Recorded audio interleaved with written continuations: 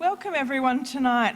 I'd like to begin with an acknowledgement of country and to say that we stand on the unceded lands of the Turrbal and Yagara people.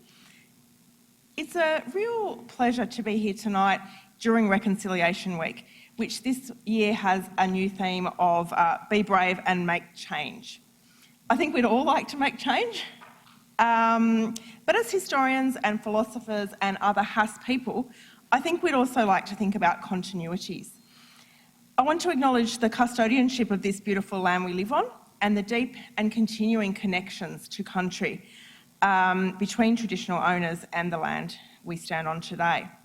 I'm particularly pleased to acknowledge and recognise the elders from South East Queensland communities who are in the audience tonight, and to acknowledge their continued role as educators in cultural and spiritual matters.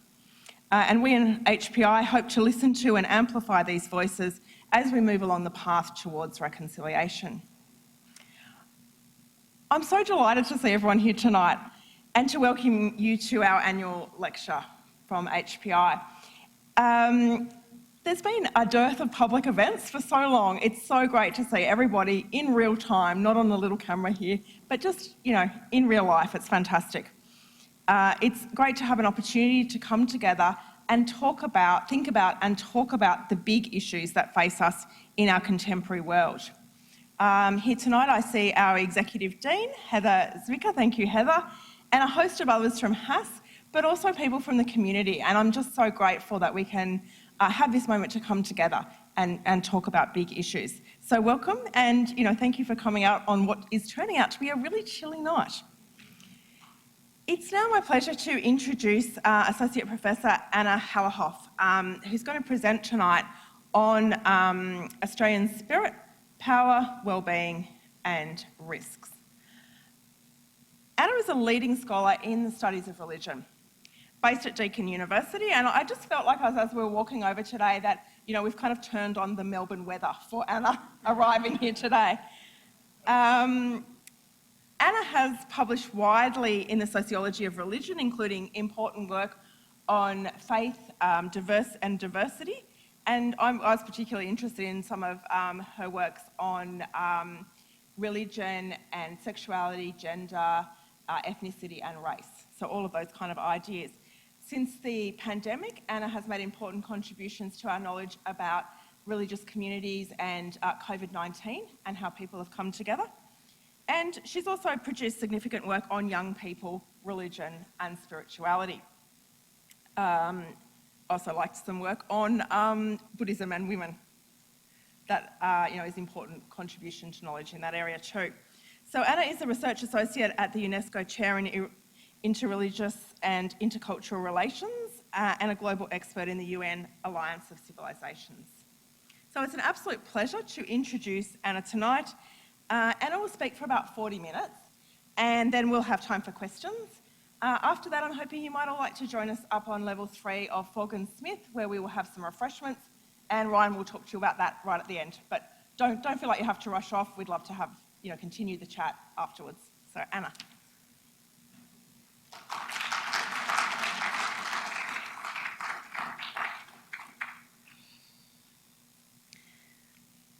So I would also like to begin by acknowledging the Turrbal and Yagara people as traditional owners and their custodianship of the lands that we are on today, and pay my respects to their ancestors, their elders and their descendants. And it's been a great pleasure and honour to just meet Shane right now. And I'd like to thank Ryan and Sunda for organising tonight's lecture, and also Lisa and Heather for the lovely introduction and for being here tonight. Okay. So,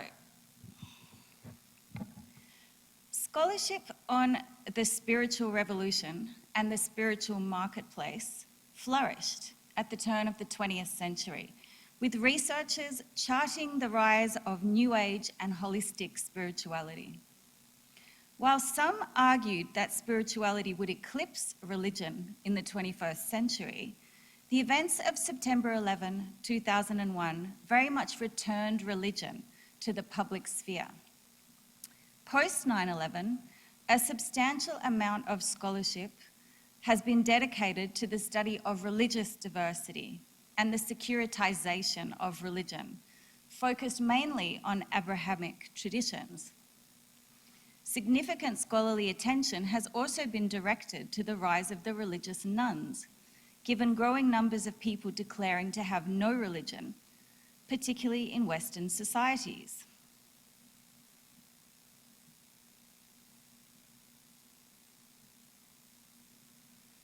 During these past 2 decades, a small but growing subfield of scholars have been studying the enduring and mainstreaming of interest in spirituality and its relationship with religion.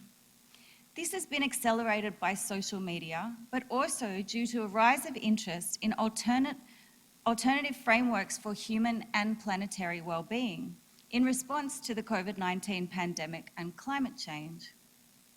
Anna Fidel and Kim Nib and their colleagues are currently calling for contemporary studies of religion to move beyond a binary focus on religion and the secular towards a triangular focus on religion, the secular or non-religion. They sort of conflate those terms, which I know is problematic, but that's the reason why I'm conflating them now, and spirituality.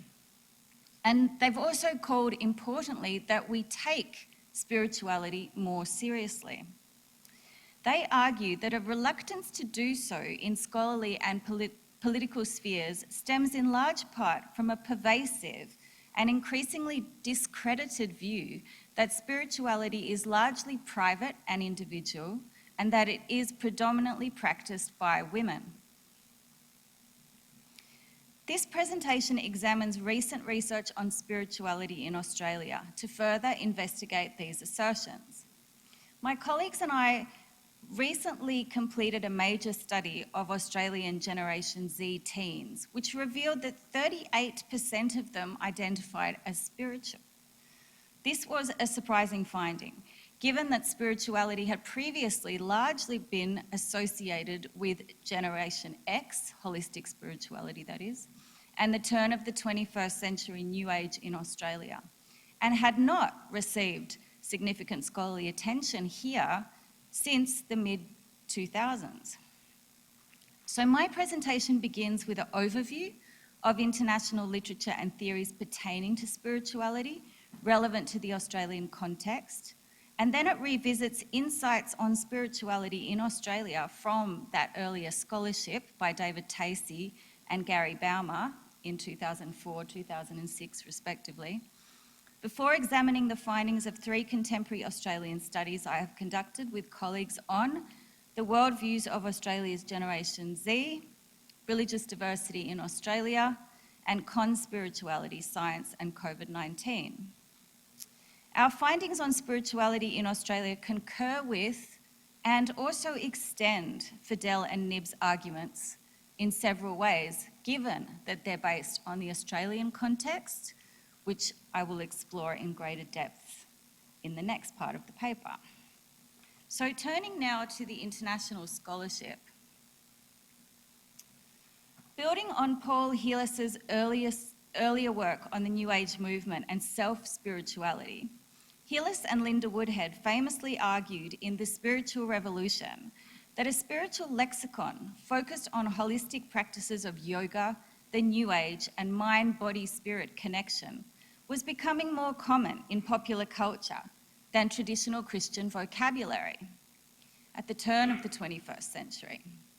So while this may have been an exaggeration, there's no doubt that a significant shift was occurring at that time, with declining Christian affiliation and rising interest in spirituality, where Christianity had a new competitor in the spiritual marketplace. Heelis and Woodhead's research tested the spiritual revolution claim, which argued that religion, namely Christianity in this case, was being eclipsed by spirituality.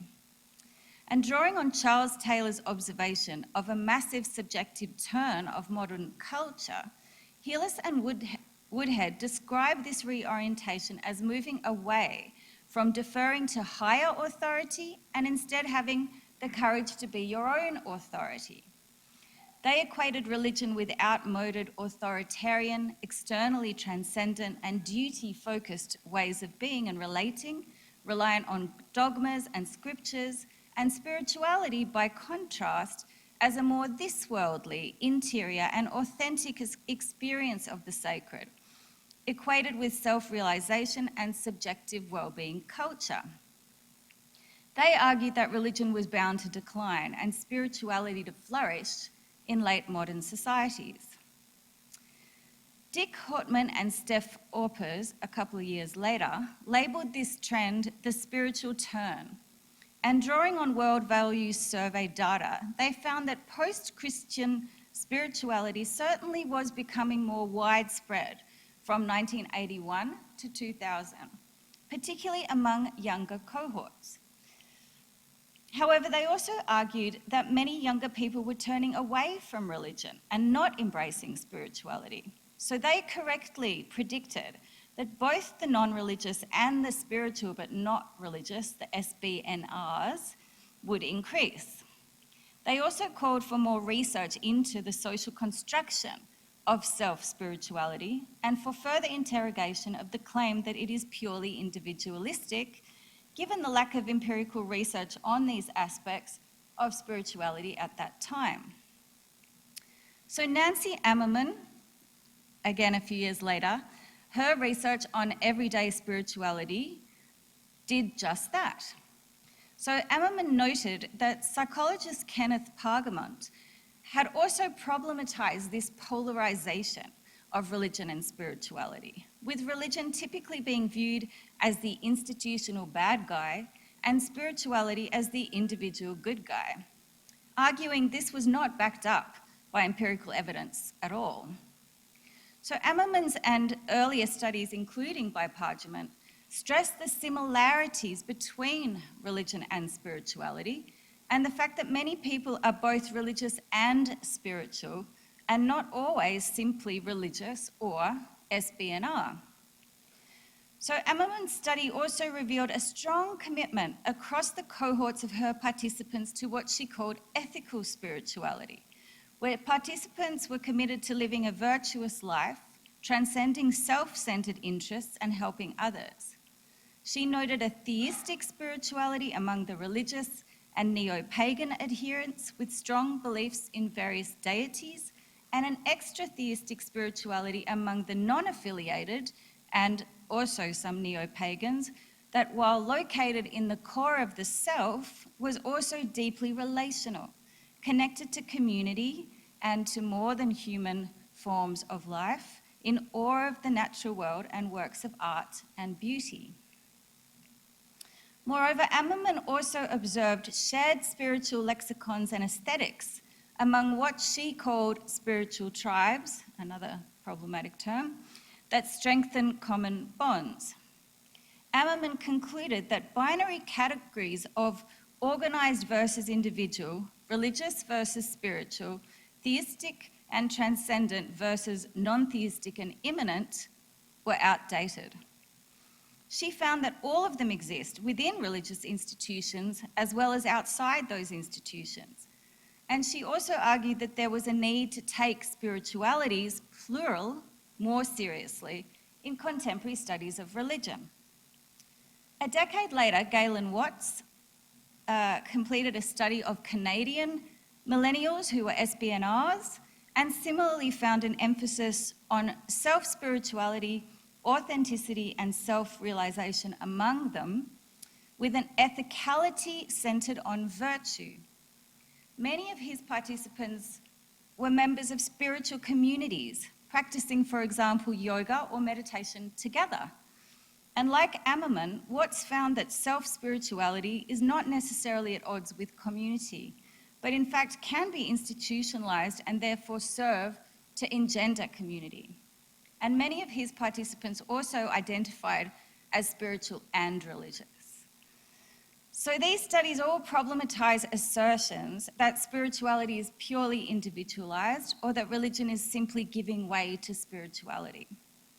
Contemporary sociological studies of religion are stressing the lived and embodied, what Inga Furseth has called religious complexity, and/or what Baumer et al. Have called worldview complexity of societies, with spirituality being part of this landscape alongside religion and non-religion. So contemporary spirituality is booming, no doubt, as are some forms of religion, while others are declining. And this complexity is perhaps best explained by examining worldview diversity's relationship to neoliberalism, the world's most prevalent ideology. Francois Gautier claims that the most successful leaders and influencers in contemporary societies are those who are increasingly adopting neoliberal values, discourses, and practices, as well as branding and marketing strategies. Those who emphasize the experiential, authenticity, expressive individualism, self-discovery, freedom of choice, immanent transcendence, visibility, belonging, community, and healing, who possess charismatic authority, who are transnational, and who can harness mobility and digital technology, are displaying vitality and attracting significant followers. This, according to Gautier, explains the global popularity of diverse religious and spiritual movements and practices, including Pentecostalism, pilgrimages, neo-paganism, and the spiritual well-being industry. At the same time, Gautier observes that while the world of consumerism is a thoroughly enchanted place, and that consuming is the new opium of the people, those who are disenchanted by or excluded from it may turn to radical forms of religion and/or spirituality or other ideologies in contestation and out of despair. So this helps to explain the rise of nationalist and extremist movements and charismatic leaders that are harking to go back to old authoritarian ways to make their nations pure and great again. So Gautier's insightful point is that whether these movements are aligned with and/or contest neoliberalism, whether they are peace-building and/or violent, they are still primarily responding to and being shaped by the global neoliberal market. So earlier scholarly critiques such as Carrette and King selling spirituality and Andrea Jain selling yoga also presented contemporary spirituality as intimately tied to capitalism and neoliberalism in ambivalent ways. So while spiritual communities are commonly thought to be socially progressive, peaceful, and apolitical, Jain argues that they can display conservative, moralizing, and nationalistic agendas, as she says is currently evidenced by the conservative, Islamophobic, and homophobic nationalistic Hindutva movement's promotion of yoga, Ayurvedic medicine, and spiritual tourism.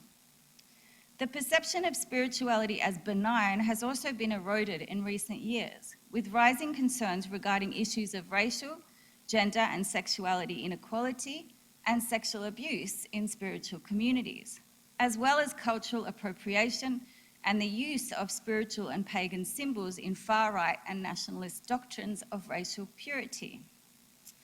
Moreover, the intensification of conspirituality, the nexus between spiritual beliefs and conspiracy theories during the COVID-19 crisis, and the rise of misinformation, vaccine refusal, and radicalization in spiritual communities is further challenging spirituality's peace, love, and mung beans stereotype. In response to calls by scholars to pay closer attention to spirituality's contextual differences, my presentation now turns to a case study of spirituality in Australia to test these claims and hypotheses of international scholars regarding the significance of spirituality in contemporary Australia today, its individual, personal, and social political dimensions, and its relationship to neoliberalism. So Australia has always been a culturally, spiritually, and religiously diverse country, beginning with its First Nations and with large waves of immigration since the 1850s. This diversity has intensified since the 1970s, enabled by global travel, trade, and communication flows. With public interest in spirituality and participation in the associated wellness industry growing exponentially over the past 50 years.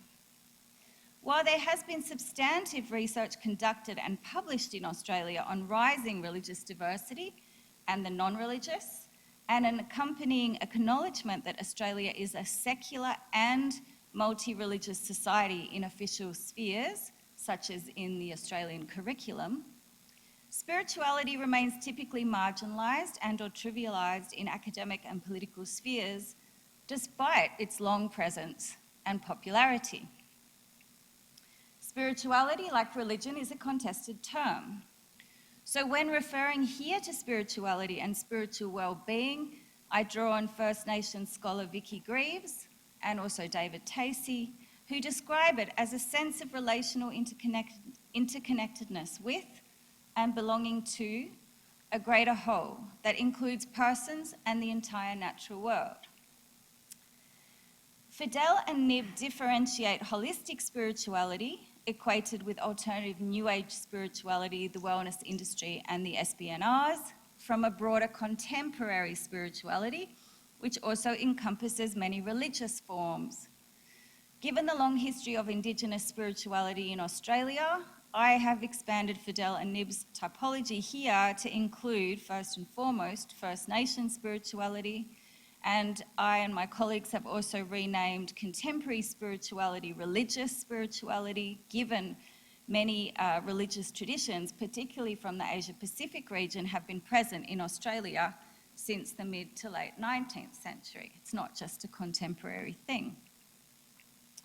Fidel and Nib's argument that the underlying reason for spirituality's relative marginalisation is that it has been largely associated with women and the individual private sphere echoes earlier claims by Tacey that the official Australian national character is governed by a rationalistic, masculine and practical ethos, resulting in the denial of the sacred in Australia's stubbornly secular socio-political domains, despite its prevalence within the more creative and emotive, so-called feminine realms of the arts, health and healing. He argued that we are a culture split between thought and feeling with a, quote, hidden spirituality. Baumer agreed that Australians have a much less explicit public spirituality, located on the margins, not the centre. He used Australian historian Manning Clark's phrase, a shy hope in the heart, to describe Australian expressions of spirituality and religion that are less overt than in other societies. Tacey further explained that Australian spirituality is more down to earth because it's connected to country and First Nations, it's embodied, and it's also potentially revolutionary. According to Greaves, spirituality in Australia includes First Nations knowledges, quote, that have informed ways of being and thus well-being since before the time of colonisation, ways that have been subsequently demeaned and devalued, unquote. She stresses that spirituality, quote, is also deeply appreciated by non-Aboriginal people who understand and value the different ontologies, understanding of what it means to be, epistemologies as ways of knowing, and axiologies, the basis of values and ethics, that Aboriginal philosophy embodies as potential value to all peoples, unquote. More recently, Tyson Yunkaporta, in his book Sound Talk, has explored and shared First Nations knowledge systems in Australia with the wider public, and particularly their potential to contribute to planetary wellbeing and world repairing in the face of ecological crises. This spirituality, until recently, has largely been, quoting Tacey, beneath official religious notice, unquote, given it does not fit within European colonial notions of the sacred, equated largely with Judeo-Christian faiths in lofty heights which divide the sacred from the profane and continue to dominate over and eclipse other forms of spirituality and religion in Australia. In addition, my colleagues and I, in our study of Buddhism across the far north of Australia, including far north Queensland, have observed that spirituality's association with Asian cultures and religions also contributes to spirituality's marginalisation in this country, as although they have had a long history here, they are also relatively invisible compared to the Abrahamic faiths of Christianity, Judaism and Islam. And this has previously been noted, and that word, invisible, has been used in the US by Asian scholars of Asian Buddhism, Natia and Su. So even Tacey and Baumer did not sufficiently acknowledge Asian culture's presence or contribution to spirituality in Australia beyond more recent New Age influences in their major works. So building upon Ghassan Haj's insights, we also argue that Australia remains largely stuck in the myth of a white Christian nation, rather than recognising its triangulated spiritual, religious and non-religion, as well as its First Nations, Asian and European worldview complexity and reality. I think I might have missed a slide there. This is despite the ongoing presence and significance of First Nations spirituality and the fact that growing numbers of older and younger Australians identify as SPNR and as religious and spiritual, and including those of from multiple religious affiliations. In addition, Australia's rich Indigenous cultures, geographical proximity to Asia, and location in the Pacific region all differentiate Australian spirituality from that of the global north, and this has yet to be sufficiently investigated or theorised. Moreover, regarding power relations, Tacey argued that the presence and power of the sacred in Australia, most evident in the ancient land and in the vast sense of space, is undeniable. He also observed that the dualism between spiritual and socio-political realms was false, with the spiritual increasingly permeating many aspects of Australian social life, particularly in Aboriginal land rights and reconciliation, environmental issues, health and education. Tacey further explained how Australian spirituality is untamed and challenging rather than consoling. He also predicted that the long history of Australian anti-authoritarianism derived from a convict past which resisted and rejected the hierarchical and tyrannical threats of punishment and retribution from British authorities was likely to lead to an anti-authoritarian spirituality and also, significantly, a post-colonial consciousness. He used those words exactly.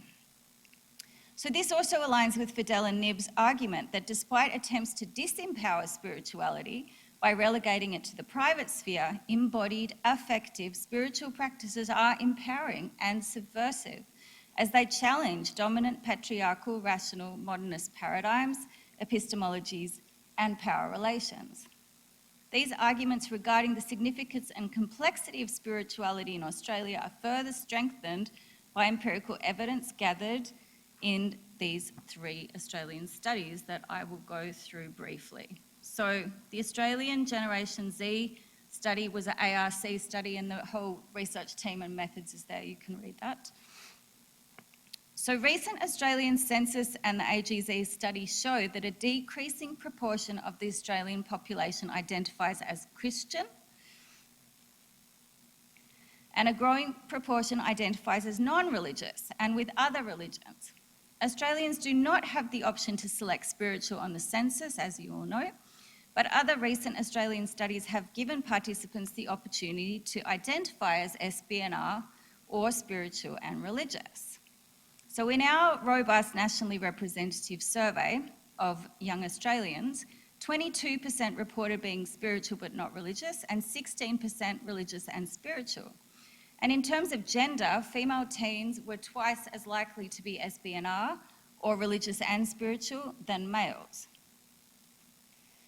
The AGZ study also revealed a significantly high uptake of spiritual practices among Australian Gen Z teens. 28% had seriously practiced meditation and 22% had seriously practiced yoga. They had spiritual beliefs including astrology, reincarnation and karma with very high percentages. 50% believe in karma, 29% in reincarnation. So we also undertook 30 interviews with our survey participants, and meditation in particular was something that many related to and had practiced often. It was seen as fashionable and beneficial and was practiced individually and socially with family and peers. Young people were introduced to it through school, friends and or family, and this included one participant who exclaimed, "All the cool kids do it these days. Everybody talks about meditation," saying it's really good. Several interviewees spoke of learning about meditation as children from their most likely Gen X parents. And SBNR Freya explained how her mum inspired her to occasionally meditate, to practice yoga daily, and to sometimes attend breathwork circles for young women, which have all developed her embodied sense of spirituality. She also described how she reads tarot cards with her friends, and a lot of the times when we hang out, we'll just have, a glass of wine, have like the crystals around us, and do tarot card readings. Tarot was also central to Jana, who self-identified as Orthodox Christian, yet not religious exactly, but New Age kind of spiritual.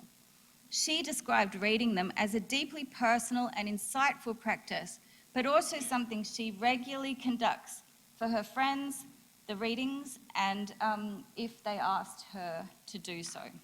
And she was also introduced to tarot reading and other spiritual practices by her dad and sister.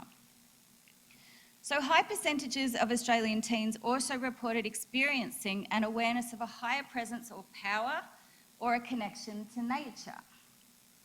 Religious and spiritual Jana stated that, "I don't really believe in God in the way that it's represented in most religions, but in a higher power." When asked about what places were sacred to her, SBNR Freya described how she likes sitting at the very top of giant pine trees. She explained how there's just one tree that looks like this giant bird's nest at the top. I just sit in that and look over the ocean, and it's just pristine.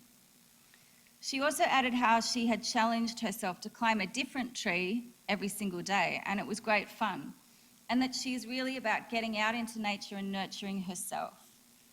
And so much like the way Freya approaches tarot and spirituality generally, her sacred space of self-reflection is about nurturing herself in a way that is playful and enjoyable. And at the same time, her connection to nature also inspired her environmental activism, she told us, including participating in anti-logging protests. And Jana also told us that she was deeply concerned about animal rights and is a vegetarian. So similarly to the findings of international studies discussed earlier, our study revealed that many Australian teens view spirituality as a connection to nature or a higher power, which may or may not be experienced as God. They also hold several spiritual beliefs, such as karma and reincarnation, and engage in many eclectic practices, including meditation, yoga, tarot, prayer, and creativity, with an emphasis on embodied self-care and personal growth. They sometimes did so on their own, but also often more socially, with friends and family. So while spirituality can no doubt sometimes be fun for these teens, it is also something that many of them take quite seriously, and it also informs their ethical conduct in the world and the need to care for others, including animals and the environment. Our second study comes from another ARC project with the research team here. And I'm just going to focus briefly on some findings from the media case study.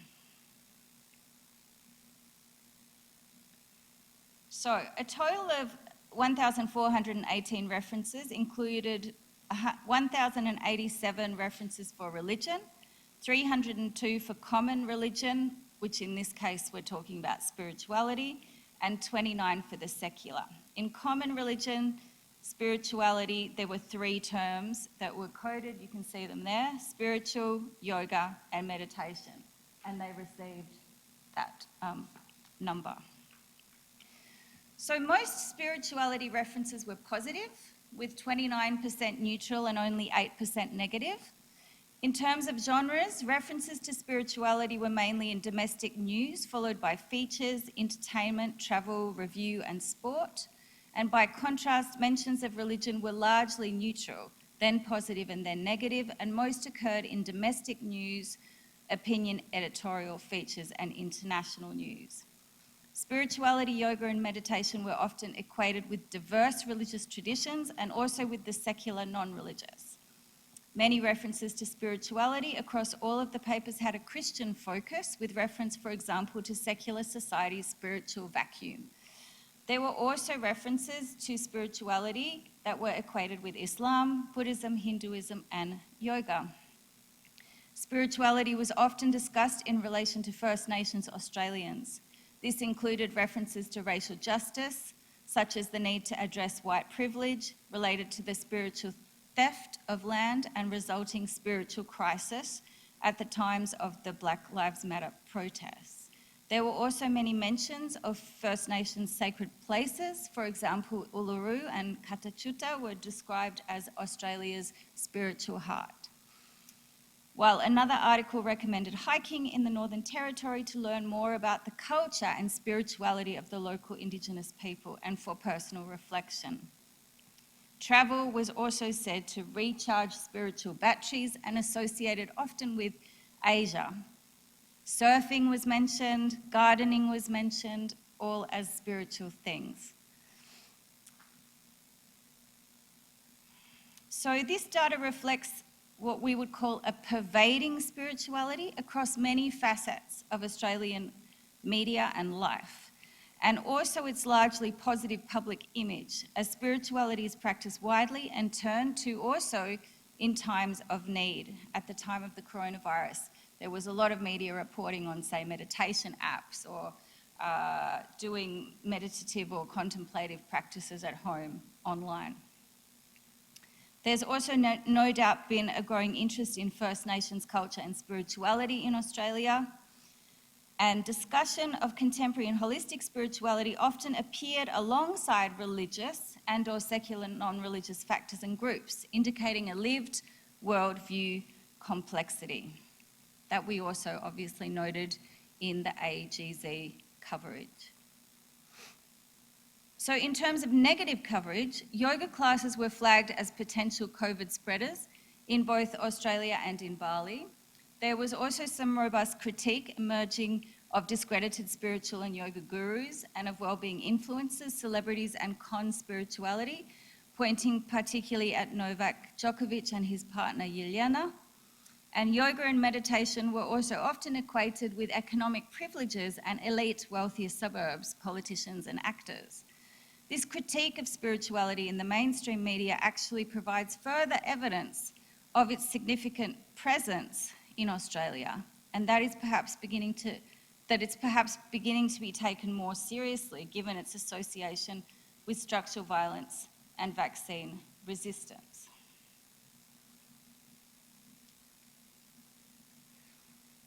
So our Conspirituality Science and COVID-19 in Australia study project focused on the spread of disinformation among spiritual and wellbeing influencers during the height of the pandemic in 2020 and 2021.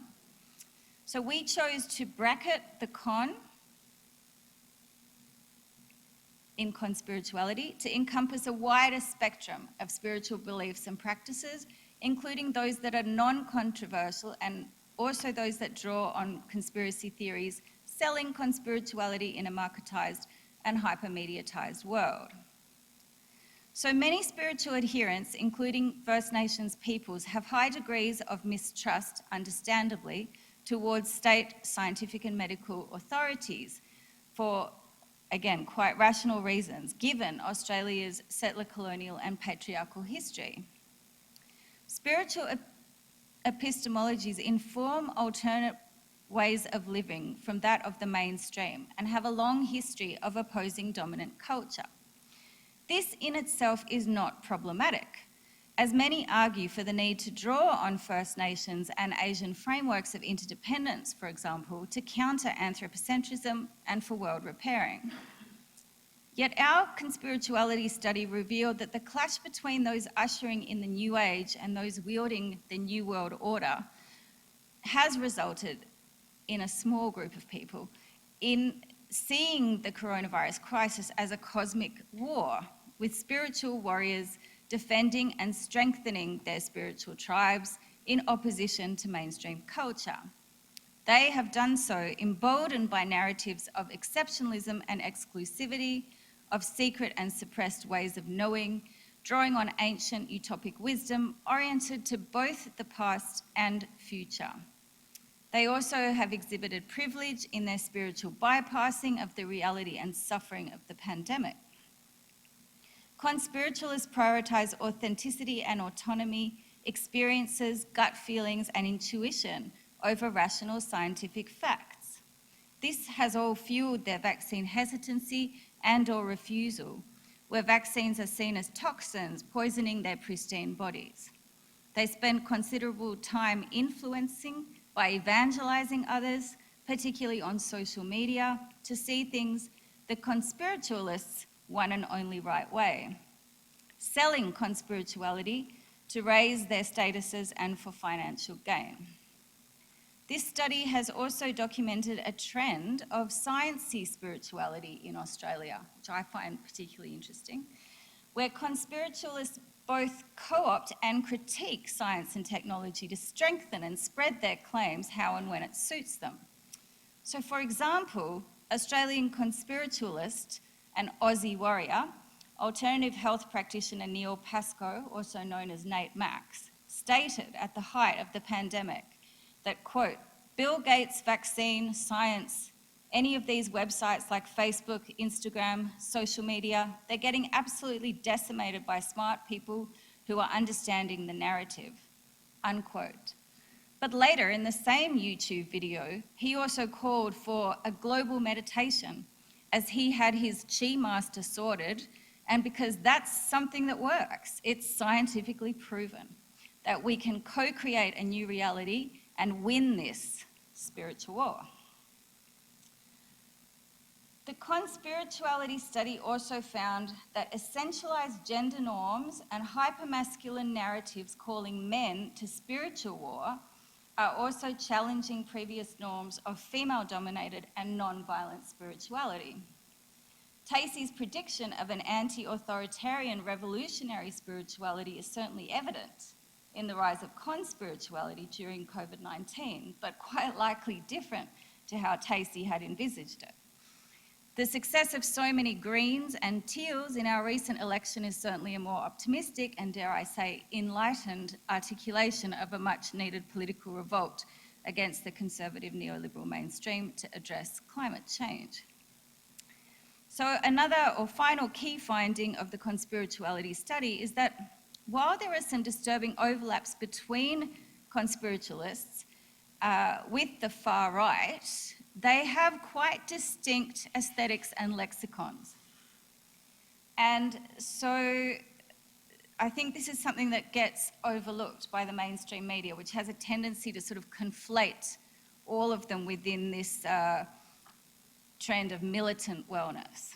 So while there are many spiritual adherents who may be vaccine hesitant and resistant, they seem to us, in our study at least, which was a small pilot study, to be generally less militant than far-right movements. But more research, however, is required to develop a better understanding of these movements and processes of radicalisation occurring between them. So, final slide and conclusion. This data reveals a spiritual complexity, as observed in the Australian context, similarly to what has been observed in contemporary studies of spirituality internationally. Spirituality in Australia is made up of diverse practices and beliefs, where the presence of a higher power, which may or may not be experienced as God, is felt in sacred places and often equated with nature and the body. Spirituality is also centered on an ethics of care for self and others. Spirituality is pervading, permeating all parts of private and public life. It is hybrid, composed of many eclectic and often contradictory elements. And while it can be self-focused, it is also deeply relational. And it can also be violent and or peace-building, both creating and countering direct and structural violence of settler colonial patriarchal societies and neoliberalism. So my colleagues and my findings on Australia thereby concur with Fidel and Nib's arguments and also extend them in several ways. They reveal the pervading and enduring significance of spirituality in Australian society, which has been previously undervalued in scholarship and political spheres. Australia has remained largely stuck in an outdated world religions and religious secular binary paradigm and the myth of a white Christian modern nation. There are indications that this is finally changing with a rising post-colonial and environmental consciousness addressing these abuses of power. These findings thereby strengthen the case to take spirituality more seriously as part of a triangulated spiritual, religious and non-religious worldview reality that has long existed in Australia. In addition, we have expanded Fidel and Nib's helpful framework of holistic spirituality and broader contemporary spirituality to emphasise First Nations spirituality, religious spirituality and holistic spirituality. And while this arises from the Australian context, it could also be perhaps applied elsewhere. We also contend that spirituality's association with First Nations and Asian traditions has also marginalised it from official domains, and that there is a strong need to further decolonise studies of religion in Australia and internationally to address these exclusions. We also assert that significant risks associated with wellbeing influences and spiritual movements, which intensified during the COVID-19 pandemic, regarding issues of disinformation, misinformation, nationalism and violence, are challenging spirituality's peaceful stereotype. And finally, that this, alongside a growing nexus between spirituality and science, is impacting gender dynamics and drawing more men into these spiritual movements. So I conclude that spirituality is certainly not just a passé 1990s New Age phenomena or simply replacing religion in the 21st century, and that its abiding presence should no longer be ignored or downplayed. My colleagues and I also argue for the need for more in-depth research on spirituality's association with personal and planetary well-being and risks to society in and beyond Australia. Thank you.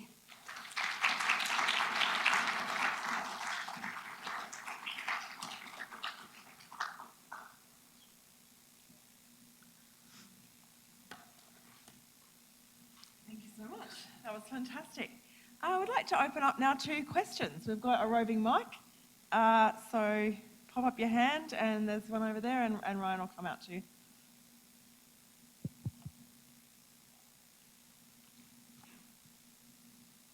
Oh, good evening. I enjoyed the lecture very much.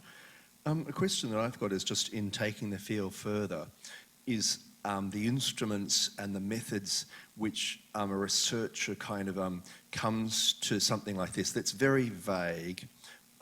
If you're looking at depression or anxiety, there's a whole raft of instruments that you can go out there and measure them, and you can kind of quantify these things and sort of say, look, we've got a wave of depression in Australia, or there's waves of anxiety, and we've got the instruments. Now, what sort of questions have you got about, or what about actually developing the instruments to sort of do the research and, in terms of actually, ethnographic studies, quantitative methods and qualitative, and using those sorts of methods about to get the answers that you want, and what sort of, so from here on, what sort of attention have you in terms of developing methods to explore the questions? Because, it is a very vague, like, how do I touch spirituality? Like, it's a very, very, very subjective field. Yeah. Thank you for that question. So We have actually just written a big grant application, and the methods we've suggested are sort of mixed methods. So similarly to the way that we approach the AGZ study, I think what would be great in terms of a study of spirituality in Australia is to do something large scale. So there have been other studies done, but they're more smaller scale studies. So nationally representative survey, I think, is what Andrew Singleton, who's our quant expert, is suggesting we do, as well as obviously follow-up interviews with survey participants, but also with self-identified or people who are public figures in spirituality in Australia, and also obviously with Indigenous community leaders, to be able to really map and understand that sort of full scope of the different triangulated ways of looking at spirituality that I've suggested. In terms of more sort of creative methods, we have also wanted to do, focus a lot on materiality and aesthetics. That's something that's really come out of the conspirituality study that we've just done. So looking at these different aesthetics and different lexicons, and so we're proposing to do a kind of multi-site ethnography of sacred spaces, but very much through a methodology that is focused on materiality and aesthetics. And then I think what your question's pointing to, which I personally find really fascinating, and there is a whole developing field. If you look at something like the Mind and Life Institute with the Dalai Lama, or in Melbourne, we have now major funding at Melbourne University and at Monash University for the Centre for Contemplative Studies. And they're developing and using new scientific technology to be able to, map different parts of the brain and actually look at different responses when people are meditating, whether they're long meditators or recent meditators. Those more sort of scientific methods using, really it's outside of my field of expertise, evidently. But I think that kind of research is also really exciting. So there's a major donor that's funded 2 big research centres in Melbourne, and we're working with them as well on that. Good question, thank you.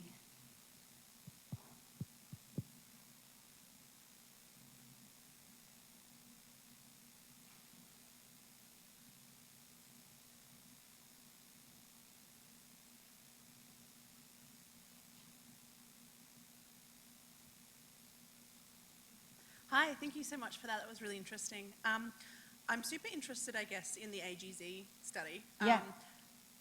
I'm wondering if you found anything geographically in Australia, particularly urban-rural divides. I'm wondering, do you find people are kind of more spiritual or more religious, or do you find that has an impact, or not really as much?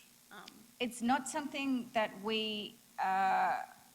I don't know the answer to that question, basically. It's not something that we highlighted in the study, but I think it's a really good thing to investigate. And we could maybe follow that up with Andrew Singleton and see if he can dig some of that stuff out of the data, because the survey was nationally representative. And it was interesting because it had to be a telephone survey. The reason why it had to be a telephone survey is that there was a survey done 10 years earlier of Gen Y, and they used telephones. And so for us to be able to compare the data, we had to have the same methodology. So we do know where the people were geographically. So it would be possible to have, there could be some data there that someone else might want to mine and write about. That would be fantastic. We did do some focus groups in regional locations as well as urban locations. And the geographical difference in terms of focus groups, what was marked was it really depended where you were, not so much the regional city thing, but what the composition of your community. So obviously if you were in a regional area, there was a different composition to when you were in the urban area, or certain even locations within the urban area. And particularly our focus groups, so we did focus groups first, then survey, then interviews. And the focus groups were in schools. So that was really interesting too, because you could see that schools that were in areas that were very diverse, whether that was diverse in terms of different immigrant communities, or whether it was diverse because it was more regional and they were larger percentages of First Nations students as well as non-First Nations students, then the kind of programs that schools were running of, you know, their own volition to look at different issues was really interesting. And so there are some schools that do amazing programs on learning about different worldviews, including spirituality, even though it's not really a feature of our curriculum, other than geography. Geography is really interesting. There's really quite a lot of attention to spirituality in geography, focused mainly on First Nations people, but also immigrant societies and just sacred places in general. Yeah, it's quite beautiful actually. No worries.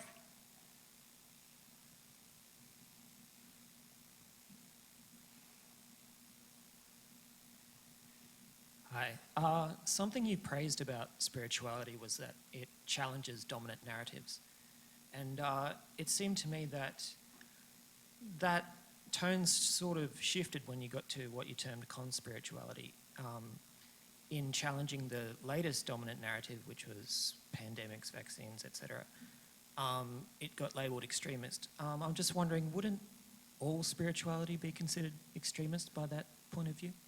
Yeah, it's a great question. And we do, so we have a special issue coming out from the Conspirituality Project, and Tom Aikner actually has a paper in our special issue as well, because he has been working on religion, spirituality and vaccine hesitancy for quite some time. He's here at UQ, for those of you who don't know him, pre-COVID. Well, I think I was trying to make that point in the paper, that especially someone like David Tacey early on, 2004, raising the kind of revolutionary capacity of spirituality, and even Fidel and Nib in their more recent work on gender and spirituality, sort of saying that it has this empowering quality that can challenge the dominant paradigm and social norms and patriarchy and neoliberalism. At the same time, the work on, say, selling yoga, selling spirituality shows how sometimes it does both, it's sort of co-opted, or it's using neoliberalism. I think that's why we arrive at complexity. It's a very complex picture. Some of what happened during COVID-19, again, myself and my team, and again, that's why we bracket the con in conspirituality, some of the questioning was quite rational and quite important, I think. But then there were more radical elements within conspiritual circles or spiritual groups that became conspiritual that were problematic, because they were spreading misinformation. And some of what they were saying also had anti-Semitic tones and was quite violent in terms of their own language, how they were explaining the need to rise up against power structures. So that's there as well. And it's there in the neo-pagan symbols in far-right movements as well. So there is something happening of late that does seem to be more radical, although perhaps, again, as I say, we really have to be careful how we talk about that, and that we shouldn't, it's a tiny percentage of, if you've got 38% of young people believing or self-identifying as spiritual, it's a tiny percentage of them that have become radicalised and really are conspiritualists. A lot of them were vaccinated and were happy to follow the rules. Yeah. Yes, thank you for your talk. My question develops this previous question a little bit and picks up on this political ambivalence that you highlighted at various points of your talk. And I'm wondering if anybody is doing comparative historical work on spiritual